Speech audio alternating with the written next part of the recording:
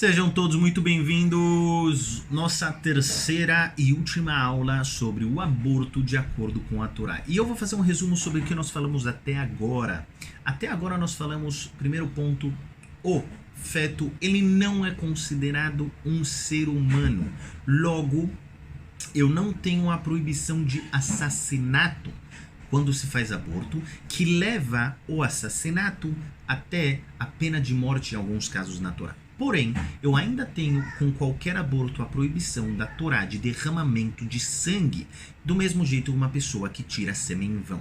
Eu ainda tenho a proibição no aborto que eu impeço uma vida de vir ao mundo e logo eu anulo a mitzvah de Priá Vereviá, que é a mitzvah de se frutificar, é a mitzvah de povoar a terra. Também eu ainda tenho no aborto a proibição de castrar uma pessoa. Do mesmo jeito que é proibido castrar uma pessoa ou um animal, assim também eu não posso impedir uma vida de vir para o mundo.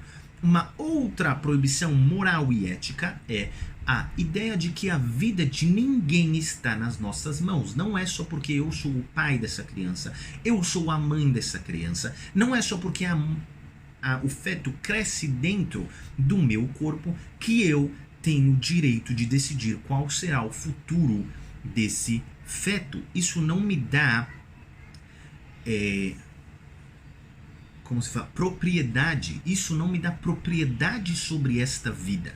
A vida não é propriedade de ninguém. E isso é uma ideia ética que foi também passada pela Torá. A vida ela é propriedade de Hashem. E esse é o motivo que eu não posso decidir quem viverá. Eu sempre tenho que deixar isso na mão de Hashem. Eu não posso falar você vive e você não vive. Porém, eu falei que quando existe um problema de vida, ou seja, um perigo de vida para a mãe com essa gravidez, aí em alguns casos, depois de perguntar para um grande Rav, é permitido fazer o aborto, e eu repito, somente depois de perguntar para um grande Rav, porque não sempre isso é considerado perigo de vida. E a nossa pergunta foi, quando esse feto, esse futuro filho, ele é na verdade o fruto de um abuso, ele na verdade agora é fruto de algo indesejado, será que será permitido derramar o sangue nesse caso ou será que ainda não? E nós falamos que o problema aqui é porque a mulher ela está com problemas emocionais, a mulher ela está com muita angústia, muita dor, e sempre que ela ver esse filho, sempre que ela lembrar desse filho, ela vai lembrar daquilo que foi feito com ela, e isso vai ser uma dor muito grande durante todas as suas todos os seus dias. O que nós fazemos nesse caso? Também falamos sobre uma mulher que Hass Veshalom, uma mulher casada que acabou tendo relações fora do casamento e agora ela está grávida de um bastardo, e esse bastardo ele não pode casar de acordo com a Torá com ninguém. O que faremos nesse caso? Será que nós também permitiremos que ela tenha esse filho, ou será que nós não permitiremos que ela tenha esse filho? Nós sim permitiremos que ela faça um aborto. Então, sobre todas essas perguntas, a resposta de uma maneira geral e de uma maneira normal é que mesmo assim o aborto ele não é permitido nesses casos. Por quê? Porque mesmo que foi algo indesejado, não tudo que nós queremos, nós fazemos. Não é só porque foi algo indesejado que eu tenho permissão agora de tirar a vida de alguém. Digamos que a pessoa ela foi raptada. Digamos que a pessoa ela foi levada para um lugar onde ela não desejaria estar. Será que isso dá permissão para que ela tire a própria vida? E eu estou falando sobre a própria vida dela. A Torá proíbe a pessoa de tirar a própria vida de qualquer maneira, em qualquer situação existe uma proibição de tirar a própria vida. Então, será que nós diríamos: eu estou numa situação indesejada, eu não desejo essa situação para mim, portanto eu vou tirar minha própria vida? A Torá também proíbe a pessoa de tirar a própria vida nesses casos. Portanto, mesmo que esse filho seja fruto de algum abuso e a mulher não desejou ter esse filho, muito mais quando isso é fruto de uma relação proibida, que foi a relação em si foi desejada, porém somente o filho foi indesejado, isso não nos dá permissão de derramar o sangue e impedir que essa criança tenha a vida que ela merece ter. Porque, que nem nós falamos, a vida é algo que não está nas nossas mãos. E, na verdade, tudo isso aqui tem uma base muito mais profunda na Torá e na fé. Por quê?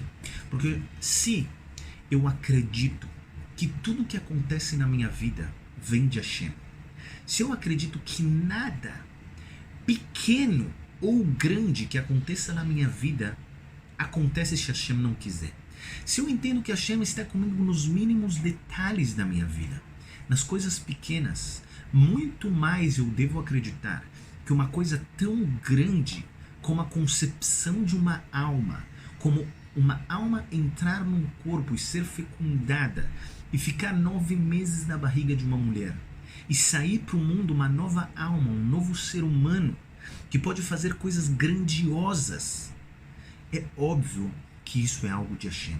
E eu não devo me preocupar se eu não tenho dinheiro para cuidar.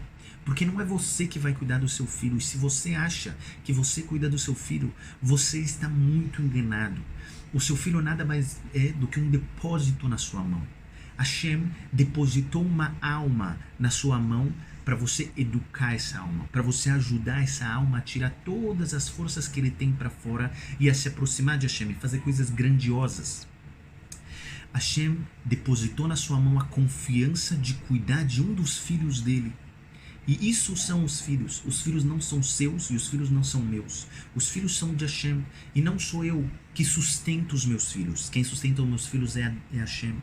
Hashem cuida de mim e Hashem cuida dos meus filhos. Eu não tenho que me preocupar se eu não tenho dinheiro para cuidar dos meus filhos. Eu não tenho que me preocupar se eu não tenho estrutura familiar. Eu vou dar aqui um exemplo. Existe um livro de um grande Rav. Ele chama Tudo para o Chefe. Esse livro foi traduzido.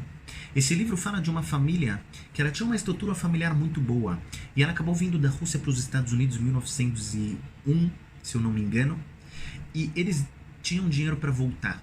Porém, eles não tinham dinheiro para todas as passagens. Então, eles deixaram a criança de 11 anos nos Estados Unidos sozinha. Essa criança não tinha estrutura familiar nenhuma. Essa criança dormiu no banco de praça durante diversos dias. Essa pessoa passou Shabat na rua com 2 pães para comer durante o Shabat inteiro. E essa pessoa se tornou um dos maiores rabinos e a pessoa que fundou todo o judaísmo nos Estados Unidos. Todo o judaísmo foi fundado por essa criança que cresceu sem estrutura familiar. Ou seja, nós não sabemos o que é bom. Quantas pessoas têm estrutura familiar e elas precisam de psicólogos a vida inteira, elas precisam de psiquiatra, elas não sabem lidar com a vida. Enquanto as pessoas não têm estrutura familiar e elas viram grandes pessoas, pessoas de caridade, pessoas que ajudam, pessoas que fazem grandes coisas para a humanidade. Ou seja, nós não sabemos o que é bom para essa alma que está sendo criada dentro dessa mulher.